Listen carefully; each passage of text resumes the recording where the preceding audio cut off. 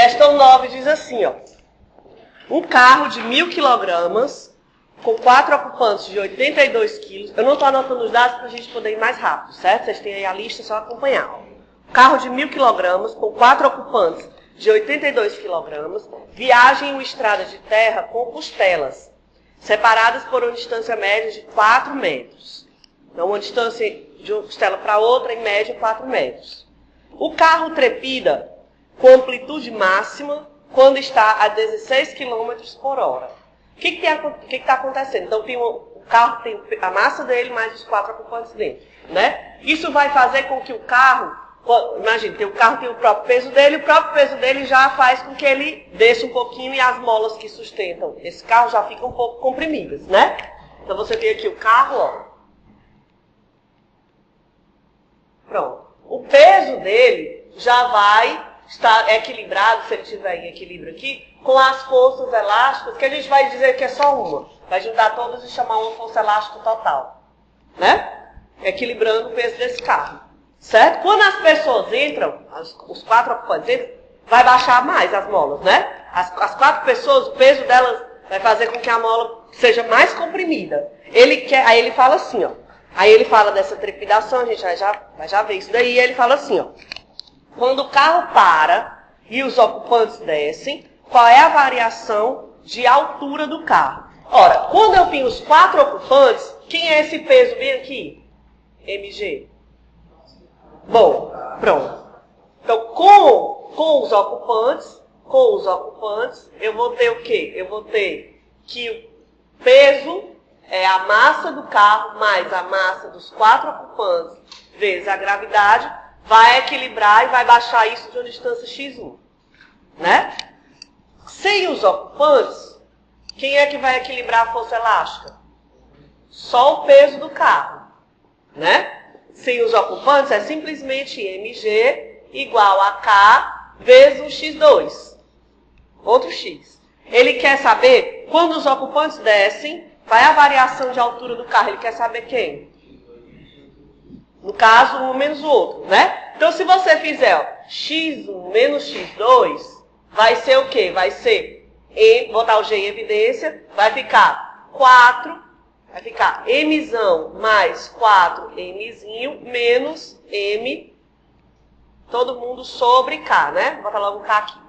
Pronto, ó. Concorda? Um menos o outro, né? O maior menos o menor. Então você vai precisar, a mzão vai embora, ó, ele nem precisava da massa do carro, se ele não quisesse. Você tem outro item. Você vai precisar de quem? A massa dos ocupantes ele deu, a gravidade é conhecida, você vai precisar do K. Ele não deu a constante elástica da mola, né? Mas você tem como achar.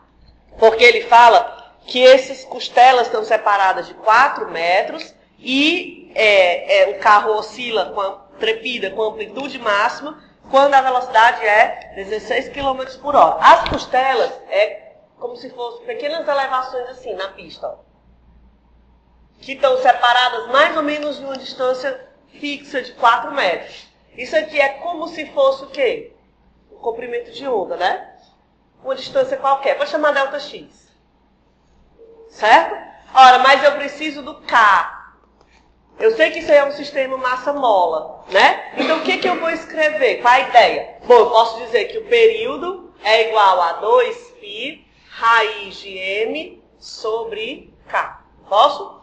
Eu preciso do k. O m eu tenho. E esse período?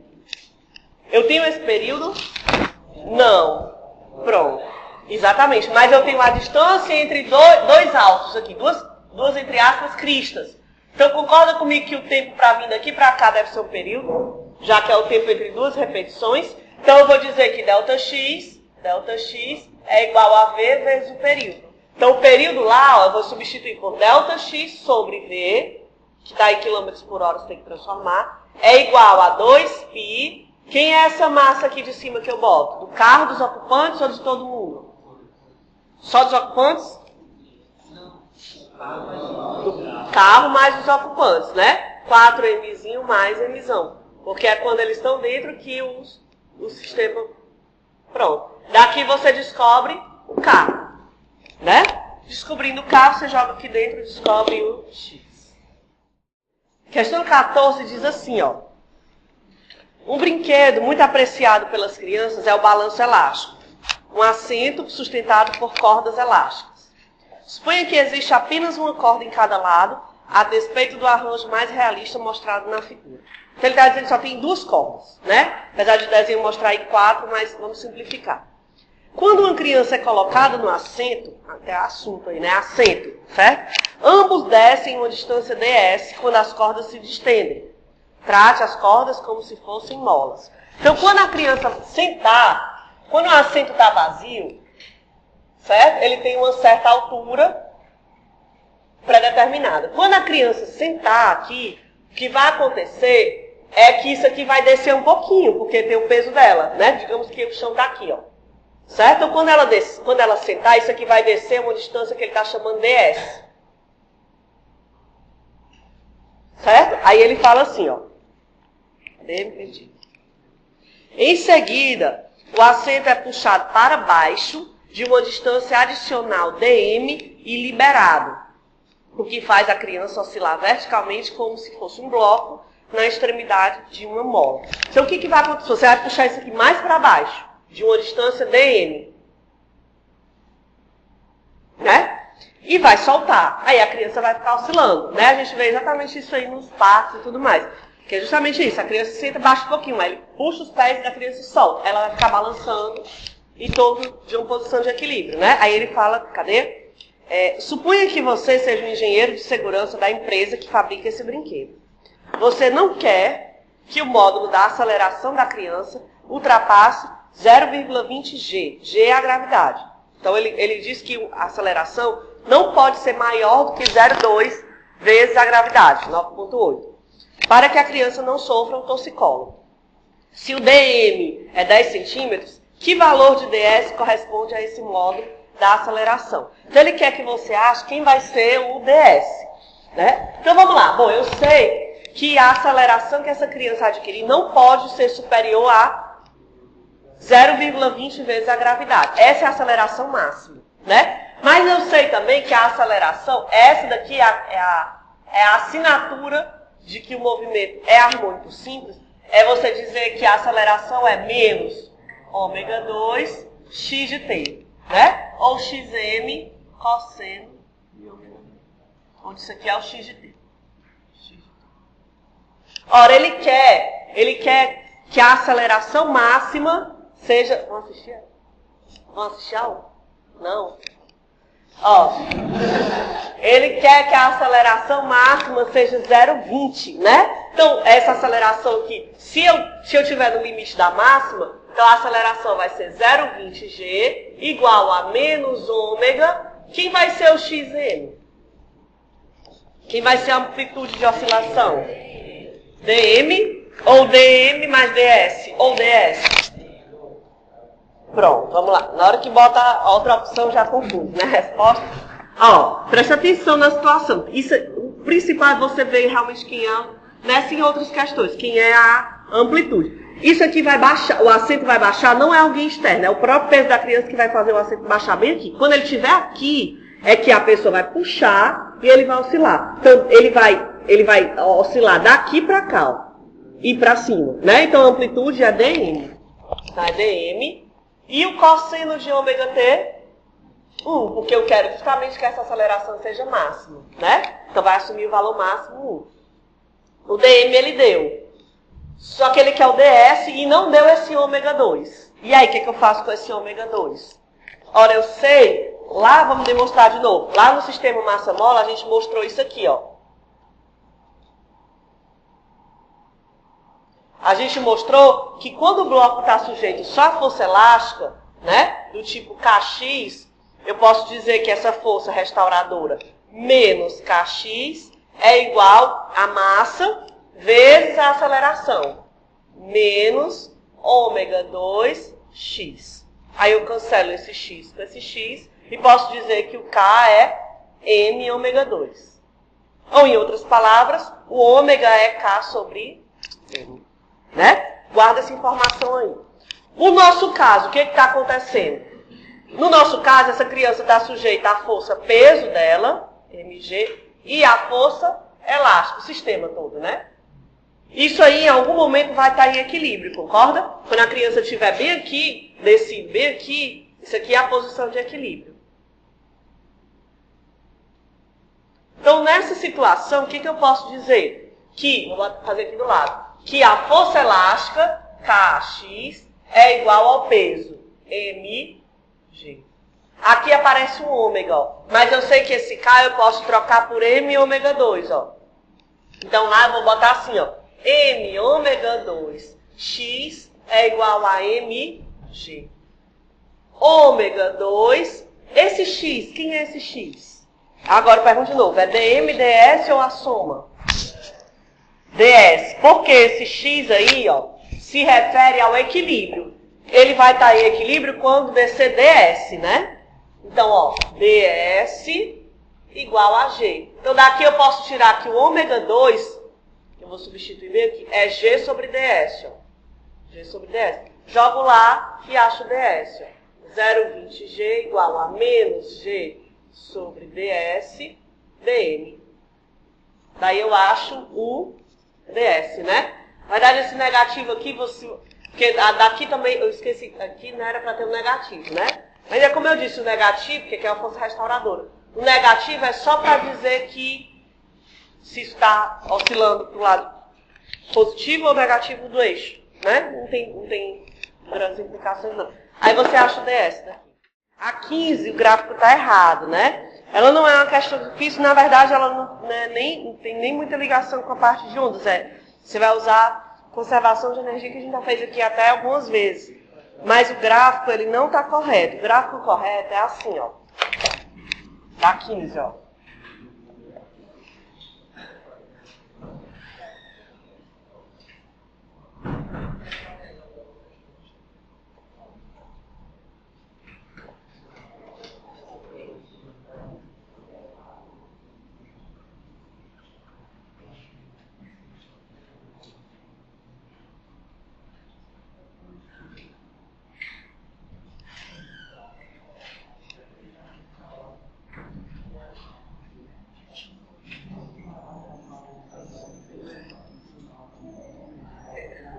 Pronto, o gráfico correto é esse aí, né?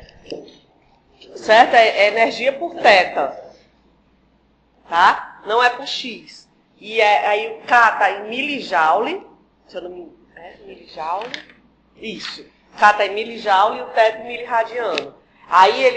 Observe que é diferente do gráfico que está aí, certo? Então corrige. A maneira de fazer é tranquila. Basicamente você vai usar a conservação de energia. Você tem um pêndulo, né? E ele está dizendo assim, o gráfico mostra a energia cinética do pêndulo em função do θ. A escala vertical é a energia cinética, a escala horizontal é o θ, e ele dá a massa do pêndulo, ele quer saber o comprimento L do pêndulo. Então o que você vai fazer? Preste atenção. Esse gráfico está dizendo o que para a gente? Está dizendo que em algum momento a energia cinética é máxima, e em outros ela é zero. Né? A gente já fez, inclusive, essa análise. Em que momento isso vai acontecer? Bom, você tem o pêndulo, está lá a parede, o teto.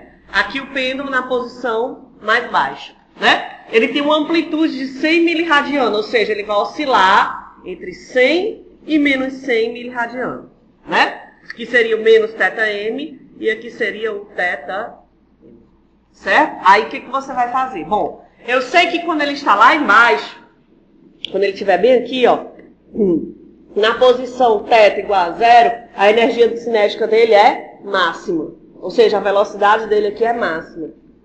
Em outro momento, quando ele estiver lá no θ igual a 100 miliradianos na amplitude, a energia cinética dele é zero. Mas aí ele tem uma certa altura com relação à posição mais baixa, concorda?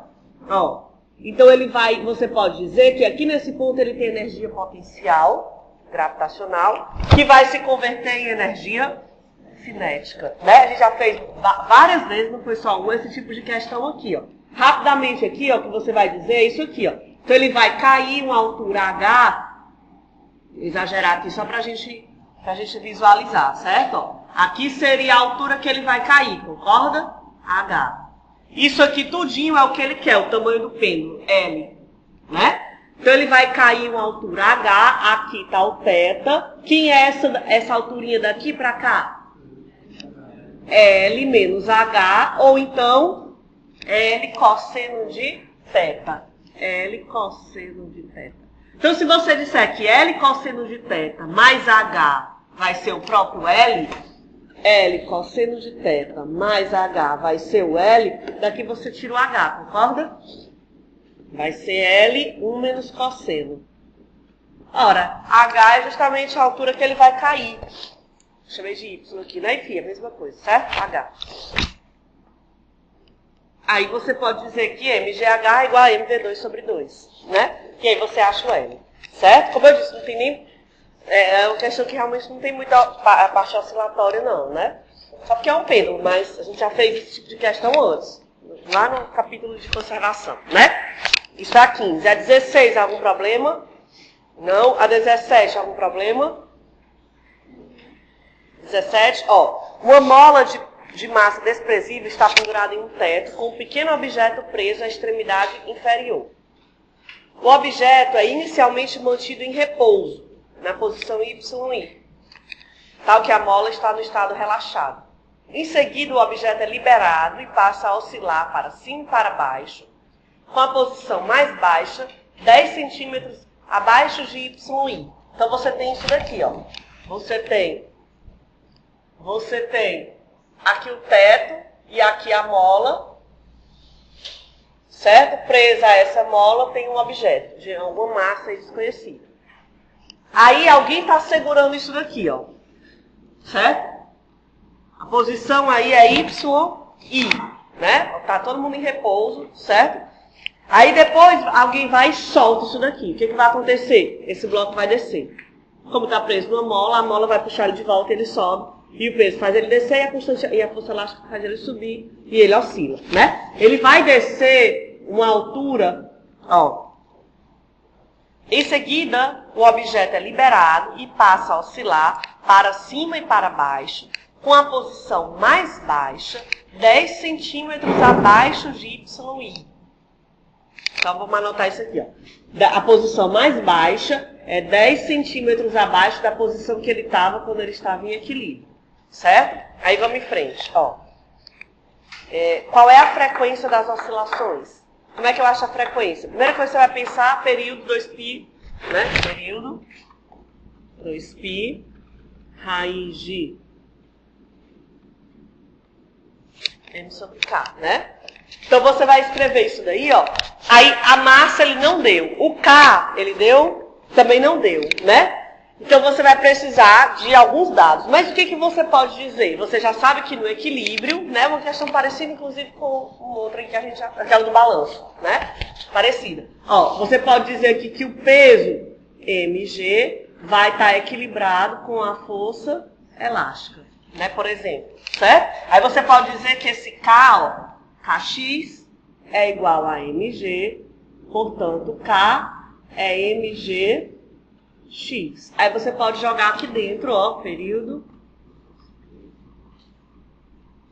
Aí o M, vou deixar, e o K, X sobre MG, né? Quem é o X? Aí é que mora a questão. Quem é o X? E agora? Ele dá no problema o X?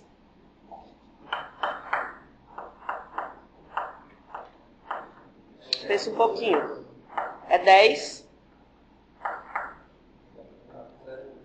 Vamos pensar um pouquinho. Olha só, a dificuldade da questão realmente está aí. Ó, você está aqui, o objeto está em equilíbrio. Aí, quando ele soltar, ele está segurando aqui, ó. Quando ele tirar a mão, isso aqui vai descer 10 centímetros. E vai voltar e vai subir. Vai descer e vai subir. Certo? Quem vai ser a amplitude de oscilação? 5. Exatamente. Né? Então, aqui, ó, isso aqui vai ser o 5 centímetros. 0,05. Certo? Quando você substituir, aqui você vai achar o período, mas ele quer a frequência, né? É só substituir, né? Se você achar o período, tem a frequência. Certo? Então, aí, na verdade, a dificuldade realmente da questão é enxergar quem é a amplitude. Certo? Porque a tendência é colocar 10. Mas 10, na verdade, é o todo. O 10 é o todo, né? Que ele está aqui e vai descer 10. Só que ele não vai subir mais 10. Porque ele, a não ser que alguém empurrasse ele para cima. Porque quando ele está aqui e cai, O que ele vai fazer é voltar para a posição de equilíbrio. Ele vai ficar fazendo isso. Ó. Então, a amplitude é a metade do total que ele desceu. 5 centímetros. Né? Aí, no item B, ó, ele quer a velocidade do objeto quando ele estiver 8 centímetros abaixo da posição inicial. Né? Então, a velocidade dele ainda não chegou no final. Certo? Ou seja, ele ainda não tem a velocidade zero. O que você vai fazer? Bom, você pode, por exemplo, usar a conservação de energia. Né? Quando ele está lá em cima, 8 centímetros, ele vai ter o quê? Energia potencial gravitacional. mgh vai se converter em quê? Cinética, o meio de mv2, e elástica, o meio de k, que é o x aqui. É o mesmo que ele desce, concorda? Porque quando ele desce, a mola é longa, né? Então é o mesmo h ao quadrado aqui, ó. Ele quer o v, né? Aí é só substituir, ó, 2mgh igual a mv2, ele quer o v, mais kh ao quadrado. Aí você diz, mas eu não tenho a massa. Tudo bem, você pode substituir a massa ó, por kx sobre g, que você tem. Onde o x é a amplitude, né? E o h é o 8, que ele quer quando ele estiver em posição 8, né? Aí você pode botar aqui, ó. Ele quer o V, né? Então assim, eu vou substituir a massa por K, X sobre G, vezes G vezes H, menos K. Oi. No caso ali no lado direito da equação, ele não vai ter energia potencial. Mas é porque eu boto o nível de referência lá, né? Para não ter que contar de novo com essa energia. Eu pego o nível de referência e boto no 8. Porque eu não preciso contar com isso. Porque, na verdade, é a mesma coisa. Se você botar 10 e depois 2, é a mesma coisa que botar só o 8, né? Porque você bota 10 e depois desconta 2, bota logo 8. Você pega o nível de referência e leva para cima. Bota um ponto mais baixo no 8. Certo? Então, aí aqui fica assim, ó. Aí peraí, deixa eu perder aqui. Vai pra lá, a massa embaixo, né? A massa embaixo, então a massa vai ficar G sobre Kx igual a V ao quadrado. Pronto. Tá certo? Massa. Pronto. Aí você vai substituir aí os valores que ele deu, né? Que você tem aí já. Ele quer a velocidade, certo? Aí você tem aqui, ó. H, ele é o 8 centímetros. O K, você já tirou lá daqui, ó. Você já tem um K, né? A massa vai embora e é só substituir, você vai achar o V. Quem é o X? É a amplitude, 5 centímetros. Né? Porque o X veio daqui, ó. Certo? Aí depois, cadê? Um objeto de massa 300 gramas é preso ao primeiro objeto. E depois disso o sistema passa a oscilar com metade da frequência original. Então o que você vai fazer? Bom, aí esse item é um pouco mais fácil porque é só você pegar a nova situação, quem é? Agora a massa é a massa antiga mais 300. Né? E o ômega, ele diz que a frequência passa a oscilar com metade da frequência original. Né? Então a frequência vai diminuir por 2. É só você pegar o valor que você já tinha aqui, ó, achado, dividir pela metade, que no item A você achar a frequência, sendo que a massa agora é M mais 300. Certo? Quando você fizer isso, aí você vai encontrar quem é a massa antiga. Certo? Porque vai ficar a variável M lá dentro. Tá bom?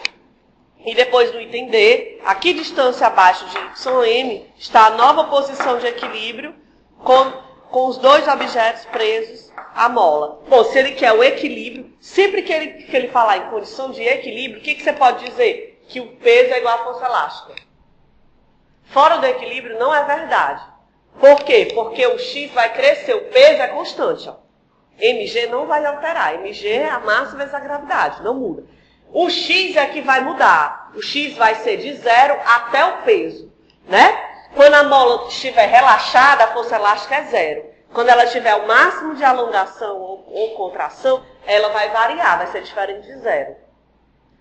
A força elástica só vai ser igual ao peso justamente quando ele estiver em equilíbrio. Quando você soltar, por exemplo, né, aqui, você soltou e deixou ele cair.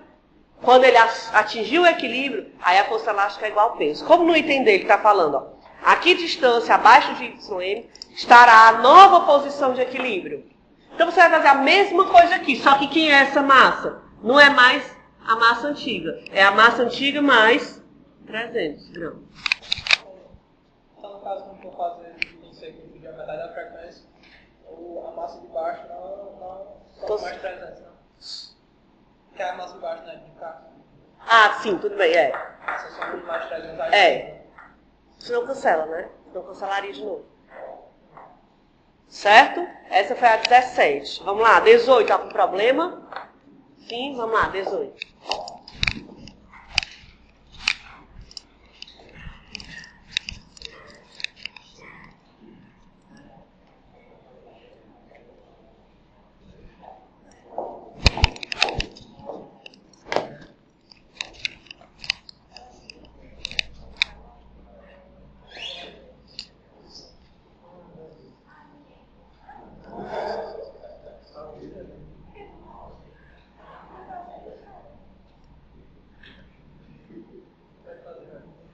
Pronto, ó, questão 18. Vamos lá. Ó, preste atenção que ele já está dizendo de cara que isso aí é a vista superior do problema, né? Você está vendo de cima. Na vista superior da figura seguinte, uma barra longa e uniforme de massa 0,6 kg está livre para girar em torno de um eixo que passa pelo seu centro. Então ela vai girar, ela está presa por aqui, ó, certo? Essa barra ela vai poder fazer isso, ó. Uma mola de constante elástica K igual a 1850 newtons por metro é ligada horizontalmente entre uma das extremidades da barra e uma parede fixa. Quando a barra estiver em equilíbrio, ela vai ficar paralela à parede. Ou seja, quando aqui a mola está esticada, né? Quando a mola relaxar, a barra vai ficar na horizontal. Aí ele fala assim, ó, qual é o período... Ficar parada na parede. Qual é o período das pequenas oscilações que acontecem quando a barra é girada ligeiramente e depois liberada? Então, ó, se o sistema estiver em equilíbrio, vai ficar na horizontal. Aí você vai puxar um pouquinho e soltar. Aí isso aqui vai fazer o quê? Oscilar assim, ó. Certo? Ele quer saber o período das oscilações, né? Então vamos lá. Primeiro, se você está vendo de cima, o que está acontecendo com o peso? Não tem, não. Tem que ter. Tem massa, então tem que ter peso. Mas, o que está acontecendo? Está equilibrado com a normal, né? Então, o peso está assim como se fosse saindo do quadro e a normal entrando, então não vai ter resultante, né? Ou, enfim, se você estiver olhando de cima, o peso está entrando e a normal saindo. Mas aqui vai ter uma força elástica, né? Do tipo Kx, certo? Essa força elástica, ela vai provocar a rotação da barra, concorda? Ela vai provocar torque, né? Por quê? Porque se não tivesse a mola que você cortasse, isso aqui não ia oscilar mais. Só oscila porque tem uma mola. Então aquela força vai provocar torque em torno desse ponto. Se isso aqui é o centro da barra, daqui para cá eu tenho quanto de comprimento? L sobre 2. Bom, aí eu quero escrever o torque. Escrever o torque, como é o torque mesmo? Quem é que lembra? Força vezes braço da alavanca. E o que tem que ter entre o braço da alavanca e a força?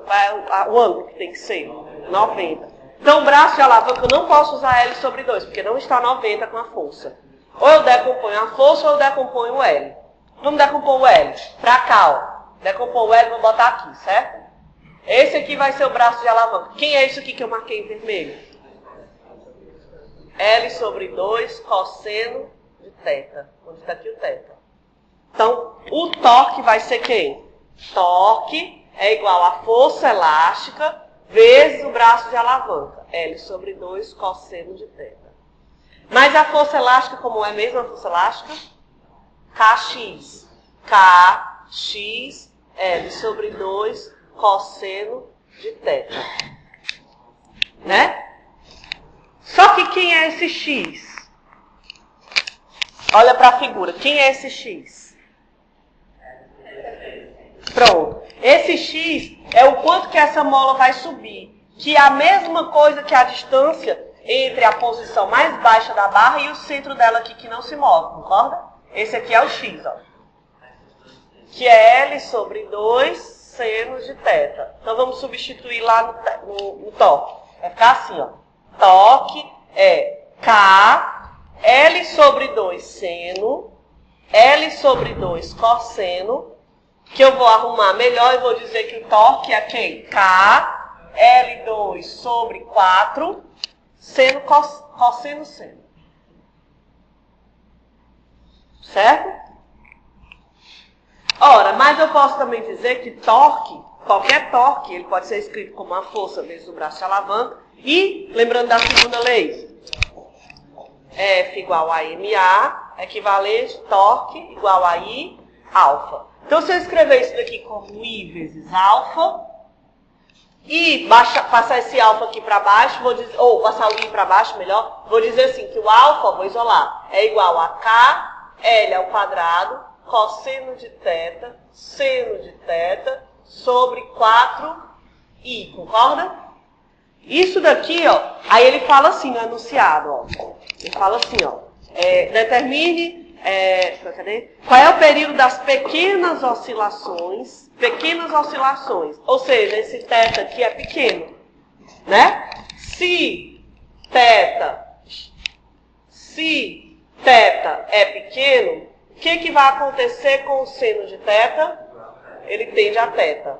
Então, isso aqui vai ser θ e eu vou ficar com alfa igual a K, L ao quadrado, cosseno, sobre 4i, θ. Isso daqui é a cara de um MHS, né? A aceleração é igual a alguma coisa vezes a posição.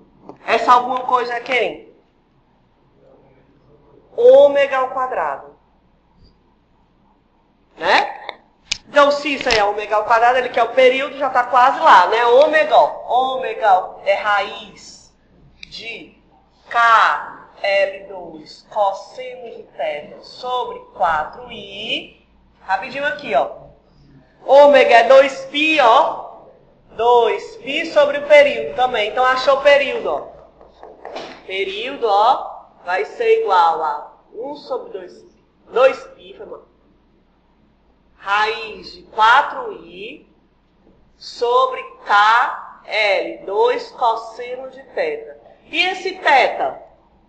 O que eu vou fazer? Esse cosseno de θ. Vamos pensar um pouquinho. Olha para o ciclo trigonométrico, ó.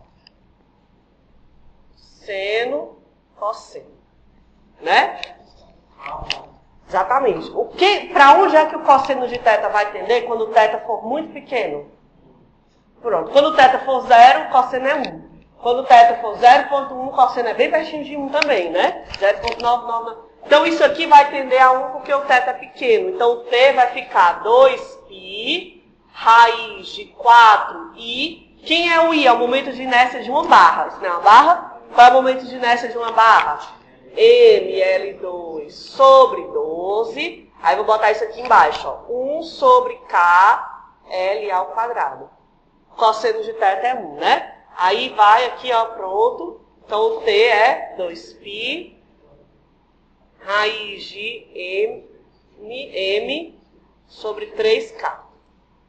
Ele deu a massa, deve ter dado a massa e o K, né?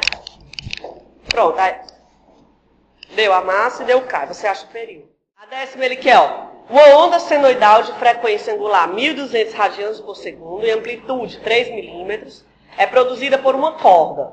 Ele deu a densidade da corda e a tensão dela. Ele quer a taxa média de transferência da energia. Como é que eu acho a taxa de transferência da energia? Ó, qual é a taxa? Pronto. Você pode derivar, fazer a energia cinética e duplicar, né? Que é a expressão, vamos lá. Ó, a expressão da energia cinética, aliás, da energia mecânica, né? Essa é a 10, né? dt médio vai ser quem? O meio. O meio todo mundo lembra, né?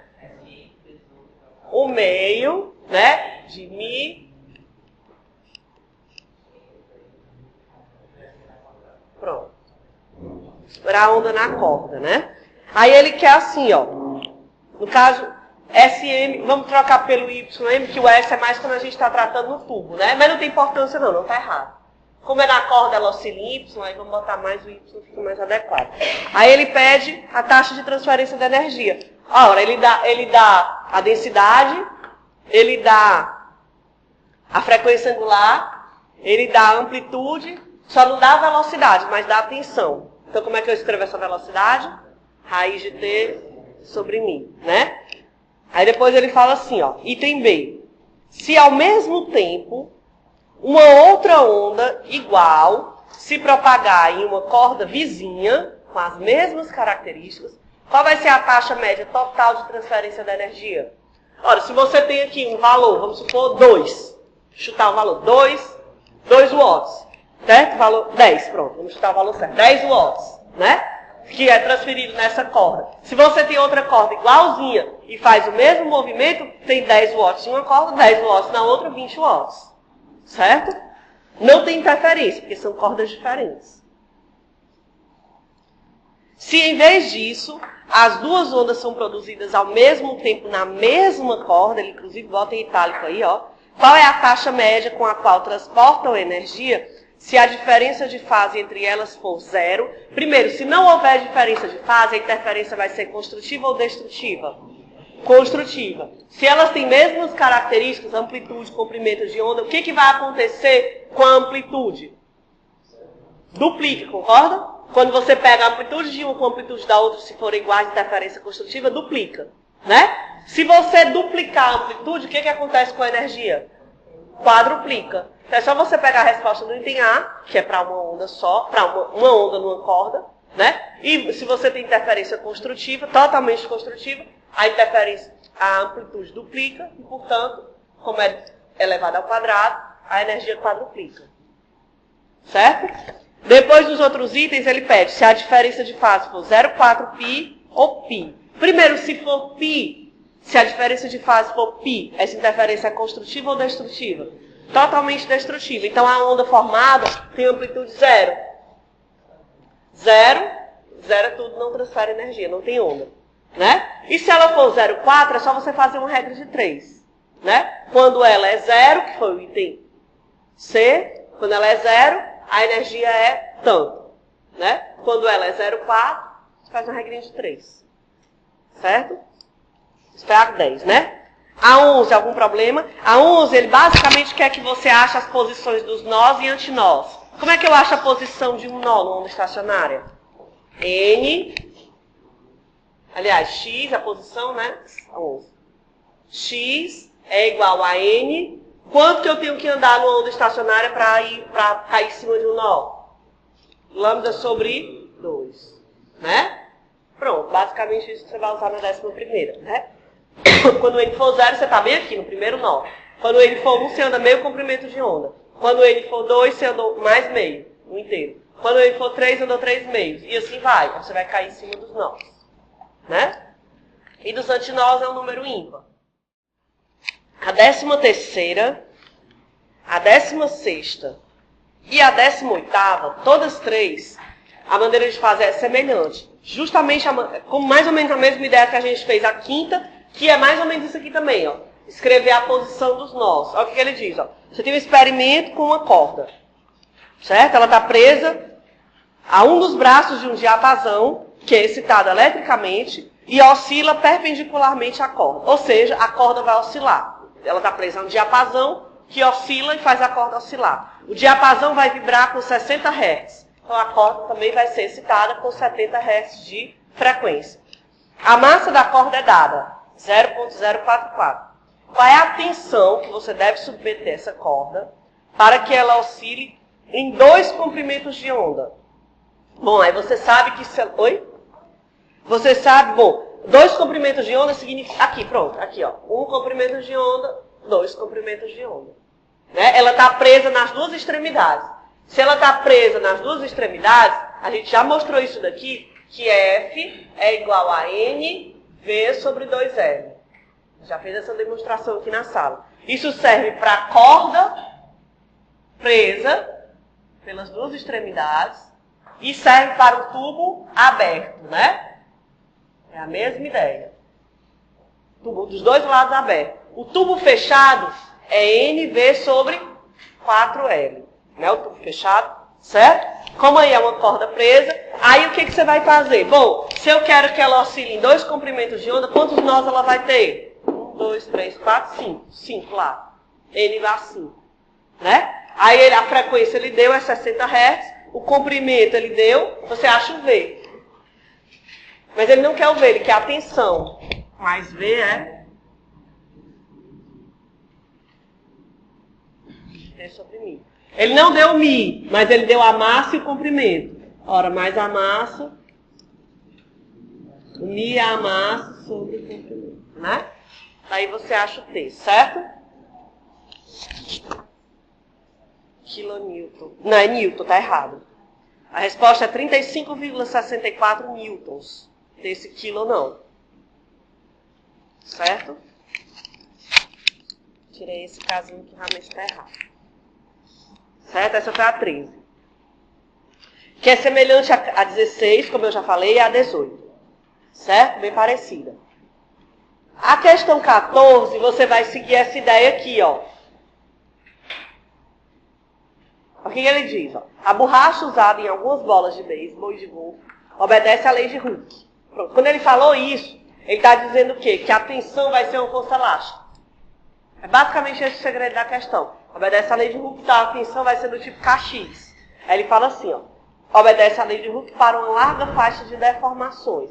Significa o quê? Que a bola, na verdade, ela é deformável, né? Inclusive tem uma figurinha numa das listas que eu botei para vocês, de um jogador levando uma bolada no rosto, que a bola ficou bem deformada, né? Justamente porque a bola não é rígida, então ela tem uma certa deformação. Aí ele fala, uma tira desse material tem comprimento L no estado relaxado e massa M. Quando a força F é aplicada, a tira sofre um estiramento de ΔL. Qual é a velocidade, em termos de M, ΔL e K, das ondas transversais nessa tira de borracha? Sob tensão. Ele quer a velocidade. Né? Então, basicamente, você vai escrever a tensão como uma força elástica, do tipo Kx. Só que quem é o X aí que ele está chamando? ΔL, exatamente, que é o quanto que a tira deformou. Certo? Basicamente, você vai escrever isso daí. Aí ele não deu a densidade também, não deu. Mas a densidade é a massa sobre o comprimento. Né? Quem é o comprimento da tira? Ela já tinha um comprimento L e esticou um ΔL. Então, o comprimento vai ser L mais ΔL. Certo? A 15 nós fizemos, né? A 16 é parecida, eu já comentei, a 18 também. E a 17, ela é básica, ela é bem ampla. A 17, porque ela tem tem a parte de tensão como a parte de energia. Ele fala assim, ó. Ele dá vários dados. Questão grande é porque ele dá muitos dados. Né? Ele fala assim, ó, uma onda senoidal transversal é gerada em uma extremidade de uma longa corda por uma barra que se move para cima e para baixo ao longo de uma distância de 1 centímetro. O que é esse 1 centímetro? Ó, tem uma barra, presa a essa barra tem uma corda. Essa barra vai subir e vai descer 1 centímetro. Que informação é essa? Amplitude. Né? Então, a barra sobe para cima e para baixo ao longo de uma distância de 1 centímetro. Quem é a amplitude? O movimento é contínuo e repetido regularmente 120 vezes por segundo. Que é isso? Frequência. 120 vezes por minuto, por segundo a frequência. Né? A corda tem densidade dada, 120 gramas por metro, e é mantida sob tensão de 90 newtons. Ele quer saber o valor da velocidade. Bom, aí é simplesmente escrever raiz de T sobre Mi, né? Ele dá a densidade. Realmente não tem muita... A amplitude aí é 0,5 centímetros. Porque ele fala assim, vamos ler de novo. A barra que se move para cima e para baixo ao longo de uma distância de 1 centímetro. Né? Então, se a distância, se essa daqui toda é 1 centímetro, a amplitude é meio centímetro, né? Que é a metade da distância que ela sobe toda, né? Certo? Então, ele vai querer a velocidade, né? Raiz de T sobre Mi. Ele vai querer a transferência de energia. Como é que eu faço a transferência de energia? Já até discutimos isso aqui. Está aqui ela. Né? Ele quer a energia o quê? Total. Energia total. Então, a mecânica total. né? Ele deu esses dados aqui todos, ó, certo? O que mais?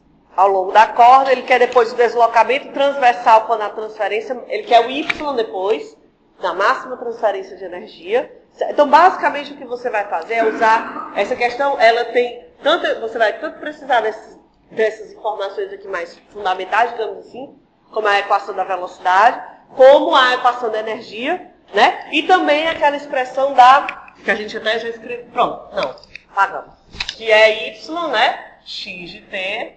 Também pode achar a velocidade da corda. Se ele quiser a da corda, cuidado que ele pode pedir a da onda. Se ele quiser a velocidade da onda, raiz de T sobre μ. Se ele quiser a velocidade da corda, aquilo lá não informa a velocidade da corda. A velocidade da corda eu tenho que derivar a posição YM seno de kx menos ômega t com relação ao tempo, né? Um dos itens eu acho que ele pede a velocidade da corda. O item A, né? A velocidade transversal 1. Inclusive ele até fala transversal, né? Que é essa. É a da corda. Aí você vai ter que derivar a posição. Se ele quiser a da onda, né? A longitudinal da onda é raiz de T sobre μ. Certo? E a 18 a gente... inclusive no último item ele pergunta a amplitude, que você perguntou, né? Deslocamento transversal, né? Justamente o último item, ó. Pronto, questão 4. Pronto, ó. Bora.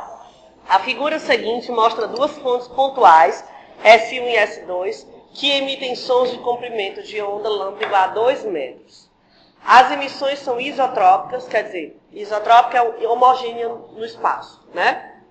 Ela se propaga igualmente para frente, para trás e para os lados. E em fase, ou seja, ao mesmo tempo que a fonte 1 emite a onda, a fonte 2 também, o som, né? A distância entre as fontes é D, está lá na figura, igual a 16 metros.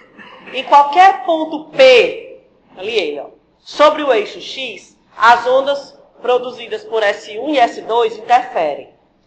Aí ele fala assim, ó, se P estiver muito distante, com o X tendendo a infinito, onde X é essa distância, certo? Qual é a diferença de fase entre as ondas produzidas por S1 e S2 e o tipo de interferência que eles produzem? Ora, o que acontece? Por que pode ter interferência? Elas são emitidas ao mesmo tempo. Então, elas deveriam chegar no ponto qualquer ao mesmo tempo. Chegam se esse ponto tiver a mesma distância de S1 e de S2. Só que não está. Né? Aqui você está vendo claramente que a onda 2 vai ter que viajar mais até chegar no ponto P. Por conta dessa diferença de percurso, pode ser que lá elas cheguem alinhadas crista-crista, vale-vale, e aí você vai ter interferência construtiva, ou crista-vale, vale-crista, você vai ter interferência totalmente destrutiva, ou um pouquinho uma na frente ou na outra, né? E a outra um pouco mais na frente, você vai ter uma interferência parcialmente destrutiva. Certo? Mas se essa distância tender a infinito, o que vai acontecer? Ora, se esse ponto P estiver no infinito, essas retas aqui vão ser praticamente paralelas, concorda? Né? De modo que, frente a uma distância infinita, esses 16 metros aqui, nada é a mesma coisa. Ou seja, o que vai acontecer é que, como a distância x é muito maior que a distância d, as retas estão praticamente paralelas. Se estão paralelas, vão andar a mesma distância. Então, elas vão chegar lá em fase. Então, a diferença de fase vai ser 0 e a interferência vai ser construtiva. Né? É como se elas andassem e se encontrassem no ponto B aqui no meio. Ó. Vão andar a mesma distância. Né? Porque o ponto P está no infinito. Então, a interferência é construtiva. Suponha que o ponto P é deslocado ao longo do eixo em direção a S1. Você está pegando o ponto P agora e está trazendo lá do infinito e deixando ele aqui numa distância finita. Certo? A diferença de fase entre as ondas aumenta ou diminui? Aumenta. Né? Porque lá no infinito a diferença era 0. Agora aqui ela pode ser diferente de 0. Então ela vai aumentar. Aí depois, aqui distância x da origem, as ondas possuem diferença de fase 0,5 lambda, 1 lambda e 1,5 lambda. Aí a gente vai fazer aquilo que a gente já fez aqui algumas vezes, né? Bom, se eu percorrer uma distância de 2π, significa que eu vou ter andado um comprimento de onda. Ou se eu percorrer um comprimento de onda, eu vou ter andado um ciclo, né? Então, andando um certo φ, isso vai corresponder a uma diferença ΔL. Aquela regrinha de 3 que a gente já fez várias vezes. Vamos multiplicar aqui em x, isola o φ, esse φ vai ser igual a 2π ΔL sobre lambda. Onde esse ΔL é a diferença de percurso. Olha para ali, quem é a diferença de percurso? É x2 menos x1. Né? x2 menos x1, ó, ΔL, x2 menos x1, onde o x2 é a hipotenusa, né? É a raiz de d ao quadrado mais x1 ao quadrado. Ó. É a raiz de x1 mais d menos x1. Isso é o ΔL, né? Aí você joga aqui dentro, ó, o lambda ele deu, né? Lambda. O lambda ele deu, o ΔL você tem, aí ele quer saber. Aí ele detalha, ele fala assim, ó, no item C, ó, cadê? Aqui distância x, ele quer o x. Eu chamei x1, é o x, né? Aqui distância x, vai haver uma diferença de fase de 0,5 lambda. Como é que você vai substituir aqui esse φ? Vamos pensar um pouquinho. Vamos botar o ciclo trigonométrico para associar, né? Ciclo aqui, ó, seno, cosseno. Se eu andei meio comprimento de onda, em θ eu percorri quanto? Π. Então é só substituir esse φ aqui por π. O ΔL por essa expressão e vou achar o x. Né? No item D, no item E, ele quer que a diferença de fase seja de 1 lambda. 1 lambda em termos de ângulo é quanto? 2π. E depois ele quer 1,5 lambda. Isso é quanto? 3π. Né? Certo? Que é 2π mais metade. Certo? Isso é a quarta. Que é parecida com aquelas que eu falei, a 9 e a 19, né? Pronto. A questão 5, bem rapidinho aqui, ó. A questão 5 diz assim, ó. A questão 5, ela é idêntica à questão 16, muito parecida com a 16, muito parecida com a 20. E mais um. É a 5. Peraí, a 5.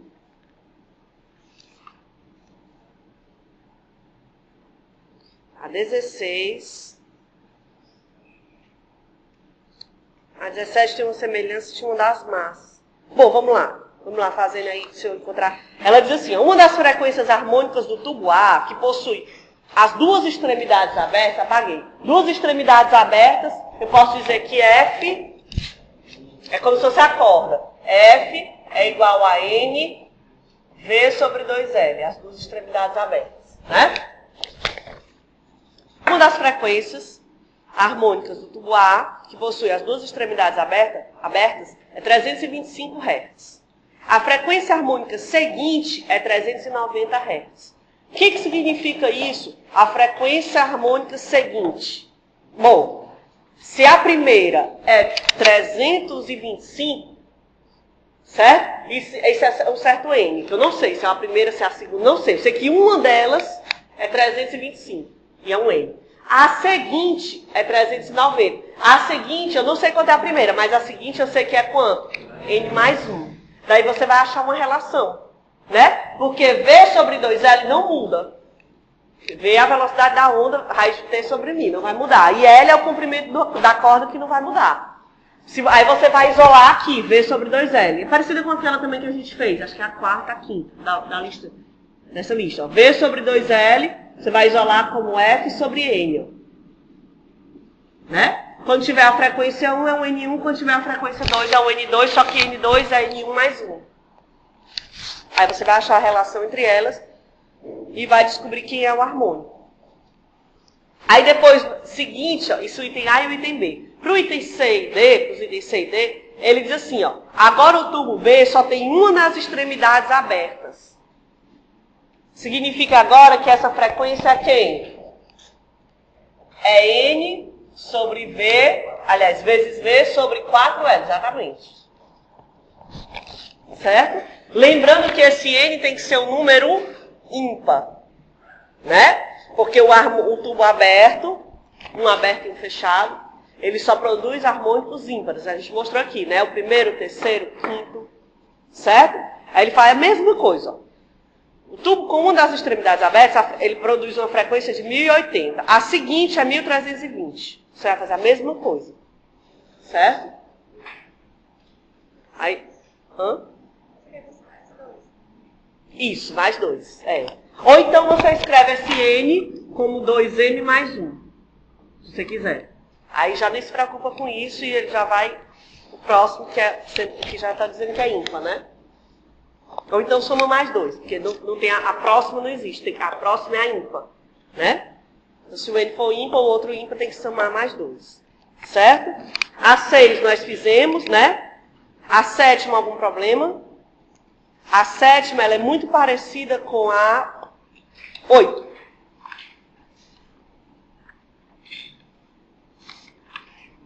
E com a 14.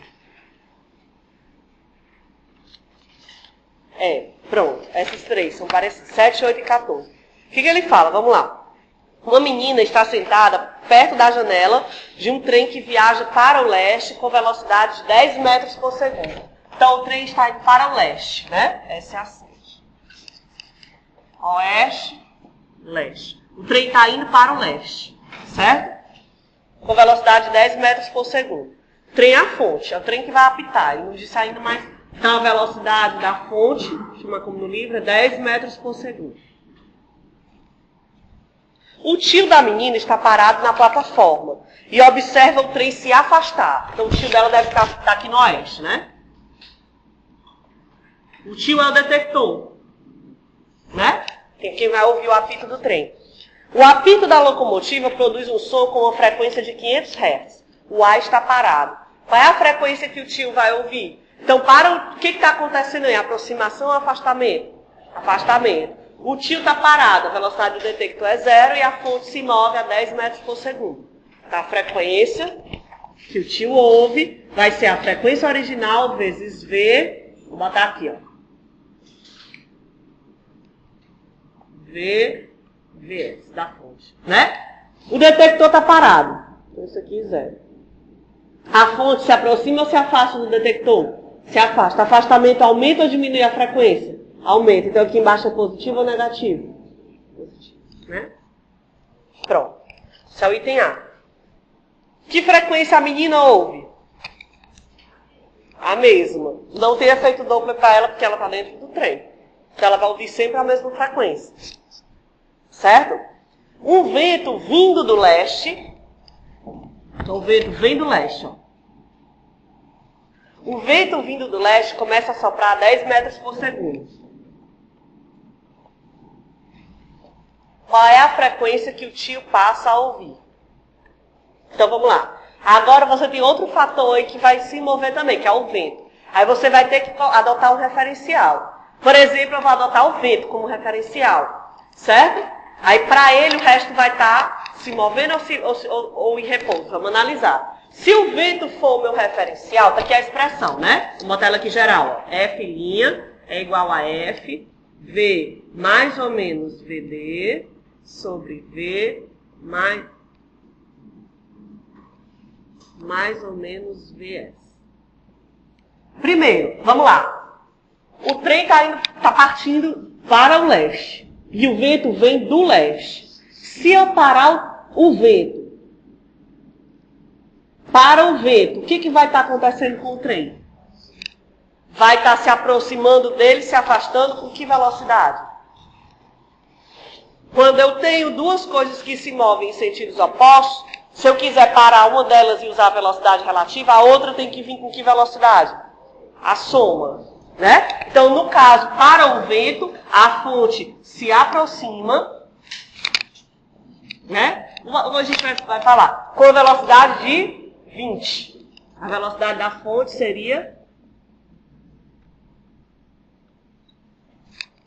20 metros por segundo para o vento, né? E o detector? O detector estava parado, né? No item A, velocidade do detector, 0. Só que agora, o que vai acontecer se você botar o vento como referência? Se você botar o vento aqui como referência, ó, é a mesma coisa que O vento ir para lá é a mesma coisa que parar, o detector parado e o vento indo para lá é a mesma coisa. Se eu parar o vento é a mesma coisa que fazer o quê com o detector? Exatamente, vir para cá.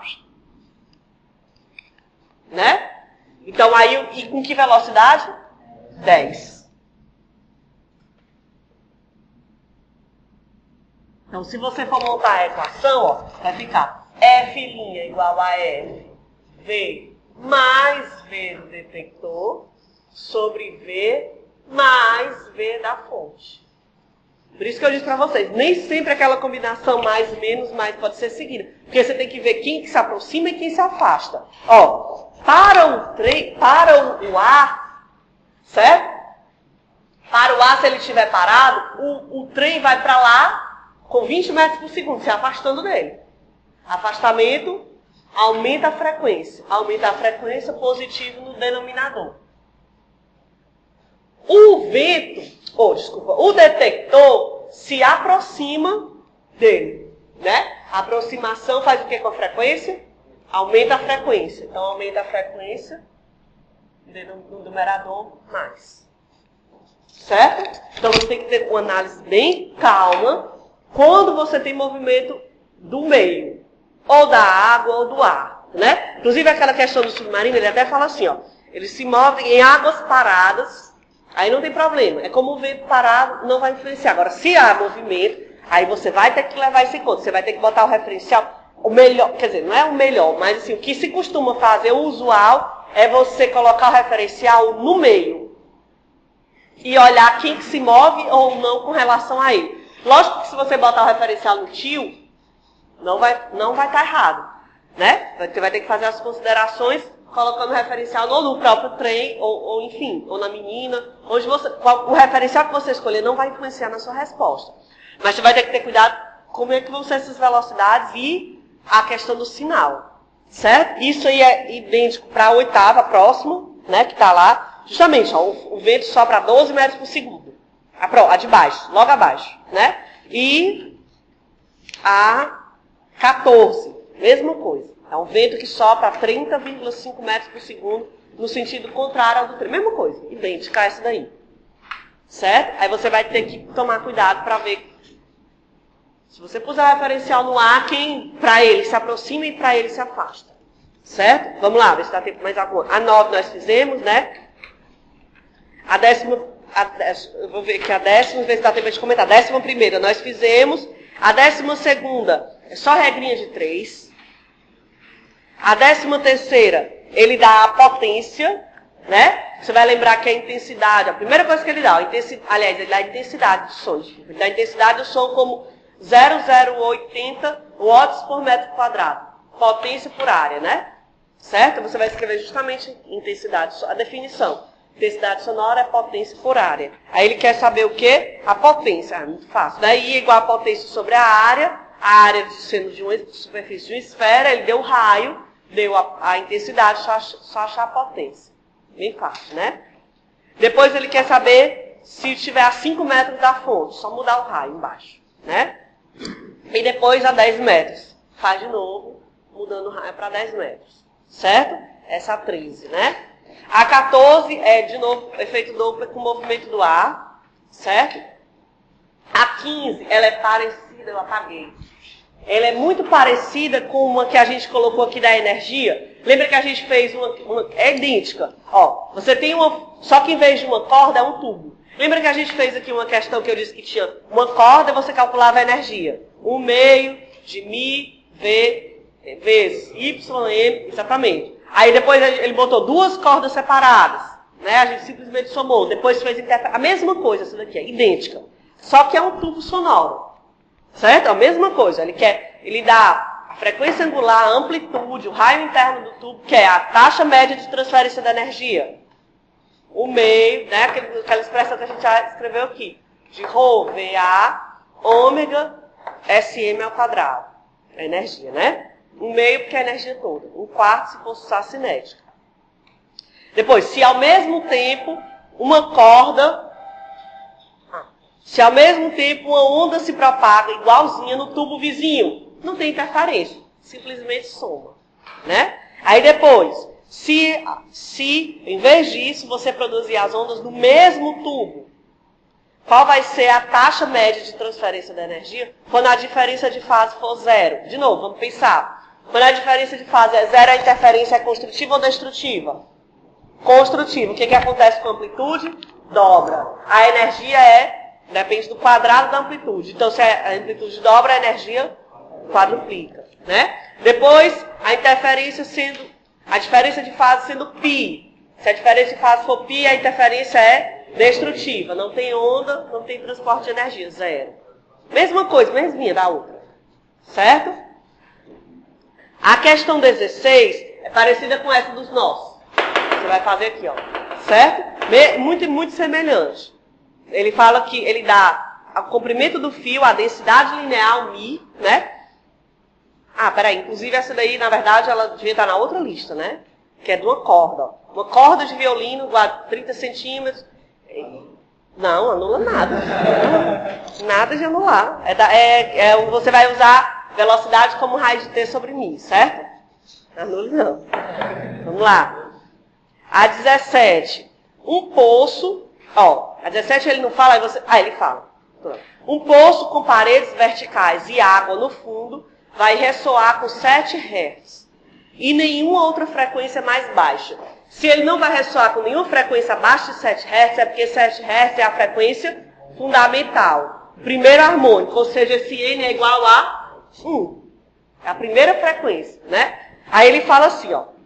A parte do tubo, do poço, cheia de ar, se comporta como se fosse um tubo com uma extremidade aberta e outra fechada, né? O que eu pensei que ele nos dissesse. Se você tem um poço, o fundo do poço tem água, a extremidade fechada. E a outra parte está aberta. É como se fosse um tubo aberto. Um tubo aberto aqui, ó. Né? Um lado aberto e um lado fechado é esse. Os dois lados abertos. Então ele se comporta como um tubo fechado. Ó. 4L, sobre 4L, né? Certo? A 18ª, você vai simplesmente usar a equação que ele inclusive já colocou aí pra gente. Ó. S igual a SM cosseno de kx menos ômega t mais φ. Né? E esse φ, na verdade, ele não vai né, ter muita importância, não. Aí ele quer que você ache, ele dá a equação da onda, da velocidade do som, 343 metros por segundo. Aí diz assim, num dado instante, uma molécula A está em x igual a 2. E o deslocamento máximo dela é 6. Deslocamento máximo é a amplitude. E a molécula B está em x igual a 2,070. Né? O que você vai fazer? Só substituir esses valores na equação que ele deu logo no começo do enunciado. Certo? E ele quer justamente, ó, todas as moléculas entre A e B estão em deslocamentos intermediários. Ele quer a frequência. Se você substituir isso daí, na equação que ele deu, você vai achar, parecido com uma questão que a gente fez aqui. Se você substituir o S pelo que ele deu e o SM pelo que ele deu também, aí você vai achar isso daqui, ó. Cosseno, né? Com isso você vai poder achar o argumento e aí dá para achar a frequência. Porque dentro daqui você vai ter o ômega. Dá para você achar que é o período da frequência. E que é a frequência. Se você tem um período, dá para achar a frequência, né? Ou você acha o ômega, ou você acha, inclusive, o K. Que o K é 2π sobre lambda. Dá para você achar a frequência também com lambda. V igual a lambda F, né? Ok? Então vamos lá, porque já são 4 e 5, né? Aí, ó, a questão 19 é idêntica à que a gente fez àquela 4. E a 20, ela é parecida com essa daqui, ó. De achar os nós, né? O tubo fechado e o tubo aberto. Aí ele dá justamente também a massa, o tamanho da corda, né? E quer que você ache a frequência fundamental e a tensão na corda. Certo?